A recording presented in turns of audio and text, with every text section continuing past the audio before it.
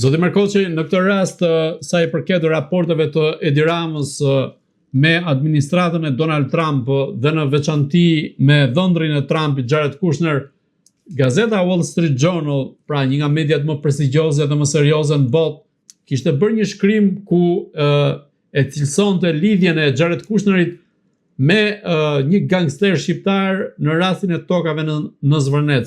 Pra se si Edi Rama i kishte përfshirë dhëndrin e Trumpit në lidhje me trafikantët. Në këtë rast, a kemi të bëjmë me një lëvizje konkrete të Trumpit përmes këtij shkrimi, apo është thjesht një qëndrim i caktuar që vjen tashmë pas protestave? Jo, është qëndrimi i Trumpit, sepse ju e patë edhe në samitin e Turqisë që Trumpi nuk i hodhi as sytë Ramës, jo më ta salutonte apo ta takonte, patjetër as sytë thash nuk i hodhi. Dhe Trumpi kuptoi drejt apo marrë në përgjithësi në Amerikë kuptuan drejt që afrimi i Ramës për t'ju dhënë toka, për t'ju dhënë hapësira në Shqipëri ishte një lojë apo një kurth që Rama arriti ta futi Kushnerin. Po mos harroni edhe një gjë tjetër, atë që këtu nuk thohet, unë e kam deklaruar, por çuditërisht mediat nuk e deklarojnë apo nuk e thonë, është një letër e Kushnerit të cilin e ka bërë në 25 dhjetor të 2025 kur kërkonte pezullimin e të gjithë veprimtarive deri për një vit. Çka do të thotë që edhe vetë Kushneri ka dyshuar në atë çfarë ju është afruar në Shqipëri. Mirë po, duke qenë se Europa kishte nevojë për një betejë me Trumpin, duke pas konfliktet që kishte Europa me Trumpin për sa i përket NATO se zhvillimeve të tjera, atëherë kërkoi të zhvilloj këtë betejë, ta zhvilloj në Shqipëri dhe pikërisht me protestën që u fillua dhe vazhdon në Shqipëri.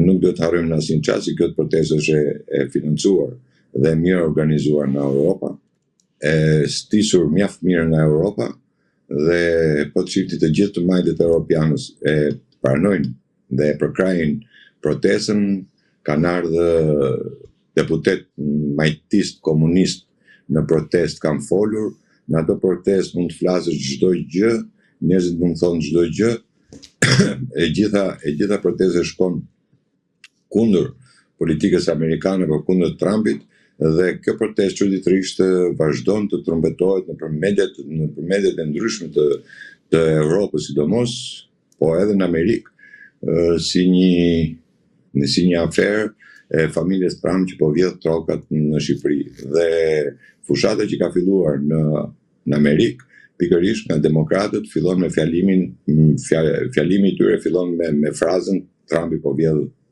pronët në Shqipëri. Në të njëjtën kohë që amerikanët nuk e dinë se ku bie Shqipëria, po s'ka rëndësi kjo, po në këtë lloj grade jemi, domethënë ku e gjithë majtat planetash, e gjithë majtat futur në sulm, e gjithë dhe Sorosi pikërisht për këtë punë ndoshta do ketë ardhur, sepse thash ka futur të gjithë kaladat e tij, ka futur në luftë, them në thonjza apo në konkurrencë me njëri tjetrin, qoftë edhe tek protestat, edhe protesta, po ta shohësh, protesta është e stisur nga majtistët, nuk është një protestë sepse nuk ka absolutisht asnjë kërkesë ekonomike i cili do t'i vlente popullit. Nëse do ishte një protestë për të rrëzuar Ramën, kërkesa e parë duhet ishte vendosja e minimumit jetik. Kërkesa tjetër duhet ishte për bujqësinë. Kërkesa tjetër duhet ishte për naftën. Kërkesa tjetër duhet ishte për energjinë, për çmimet. Këtu nuk kemi asnjë lloj kërkese, kemi vetëm kërkesa politike, të cilat i konvergon partive politike, dhe sidomos partive të reja të cilat ndodhin protestë dhe janë të pranishme gjatë gjithë kohës në protestë, qoftë Llapa, Qori, Agon Sheaj, janë patjetër që janë edhe këto shoqëria civile, që patjetër është organizata Sorosit në lojë.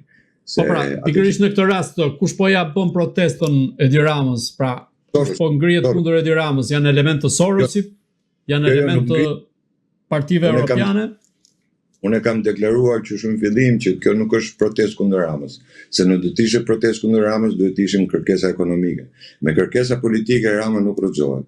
Unë thash Sorosi dhe kur themi Sorosi edhe të majtët europian që estisën këtë lloj proteste dhe financuan këtë lloj proteste, t'jeni të bindur që këta duan që të zën, unë ja u shpjegova pak më parë, të zën çdo rrugë për një krijim apo një dalje të djathte. Duke qenë se në Shqipëri mungon për 35 vjet ka munguar e djatha në Shqipëri është kamufluar, nuk ka qenë asnjëherë reale, nuk ka qenë një djathtë konservator asnjëherë. Por është kamufluar me Partia Demokratike për shembull, ka quajtur veten gjithmonë të djathtë, në një kohë që s'ka qenë asnjëherë djathtë. Gjithmonë ka luajtur politikat e të majtës. Por është vetë quajtur e djathtë, siç ka shumë njerëz të cilët dalin kundër Sorosit, kanë qenë ke Sorosi, janë mirë paguar nga Sorosi, janë nga Sorosi dhe dalin shajnë Sorosin vetëm për të bërë besueshëm. Për të bërë besueshëm tek njerëzit dhe pikërisht, prandaj thash Soros ka hedhë të gjithë arsenalin e tij, pra të gjithë shoqatat, të gjithë partitë që vetë financon Sorosi dhe kjo protestë, jeni të bindur që kjo protestë është bërë edhe me dëshirën apo me vetdijen e plotë të Ramës që do ndodhte kjo protestë. Dhe prandaj Rama Jo, si është bërë me dëshirën e Ramës, ai pothuajse doli nga binarët në ditët e para. Jo, e keni gabim. E keni pak keq Rama. Dgjoj, në politikë është duhet të lexosh se si në politikë duhet lexosh më tepër. Duhet shohësh veprimet që bën Rama. Rama nuk është i trembur nga Sorosi. As nga protesta. Rama është i trembur nga themi nga ajo që i doi boja ka shi Trumpit apo republikanëve apo mangës. Po Trumpi s'po thot asgjë. E tha Trumpi, ka thënë Trumpi gjithmonë. E keni gabim. Po nëse doni dhe thoni që Trumpi duhet dali me një gjë, kur një kryeminist i një vendi ndodhet në të njëjtën tavolinë dhe në këtë tavolinë ky kryeminist një vit më pas duhet ta presi Trumpin në vendin e tij sepse Shqipëria është u caktuar si vend organizator, unë nuk besoj se Trumpi është kaq i paditur sa mos takonte atë kryeminist për një takim që të bëhet një vit më pas në vendin e tij. Apo jo. Injorimi që i bëri Trumpi apo injorimi që ka bërë e gjithë pjesa atje, se po të shifnin fotografinë familjare, Rama është i vetëm, është atje lart i vetëm pa njëri fare. Dakor, po vitin e ardhshëm pritet që të mbaj samitin e NATO-s në Tiranë dhe do ta pres aty Trumpin. Po nuk e pret Rama Trumpin. Edhe si kur të ndodhë që Rama të rezistoj deri në vitin tjetër, që të jetë, nuk e pret të Rama, e pret presidenti i Republikës, presidenti i Republikës është kryetari i forcave të armatosura, e para. Po nuk e pyet Marian Beganej se i merr gjithë situatën vetën në kontroll. E dyta, nëse Rama ka vajtur si përfaqësues i Shqipërisë me një autorizim, pa u cilësoj, me një autorizim të presidentit të Republikës, ashtu siç vajti me autorizim të kuvendit në bordin e paqes, me ardhin e Trumpit në Shqipëri, nëse Trumpi vjen në Shqipëri, Bajram Bega është i detyruar qoftë edhe në shtrat të qohet dhe të presi presidentin Trump. Dhe Edi Rama nuk mundet të marri asnjë lloj autorizimi nga Bajram Bega për të prit Trumpit. Kjo është taksative. Dhe deklarata që bëri Trumpi tjetra në samitin e Turqisë, nëse nuk do të erdha në samitin e Turqisë sepse kam mik Erdoganin. Pra, nëse nuk kam mik Erdoganin, unë nuk vi. Kemi dy momente. Momenti i parë që nuk është caktuar data se kur do bëhet mbledhja e NATO-s në Shqipëri, dhe konfirmimi i Trumpit a do vi apo nuk do vi në Shqipëri. Janë dy gjëra komplet të cilat hedhin tokë çdo lloj aludimi që mund bëhet që Rama nesër mund të dalë dhe të presi presidentin Trump, por në mënyrë absolute, të jeni të bindur, në mënyrë absolute Rama nuk do ta presi Trumpin. edhe sikur Trumpi të vinë nesër nuk e pret. Kur thoni që nuk do ta pres Trumpin dot Edi Rama, çfarë keni parasysh? Do të thotë që Edi Rama do largohet nga drejtimi i qeverisë, do të thotë që nuk do jetë më kryeministër? Ju thatë për protestën që Rama është i friksuar i bërë. Unë e shoh Ramën më tepër të friksuar nga ardha e ambasadorit të ri në Shqipëri se sa nga protesta. Protestën nuk e ka problem ai.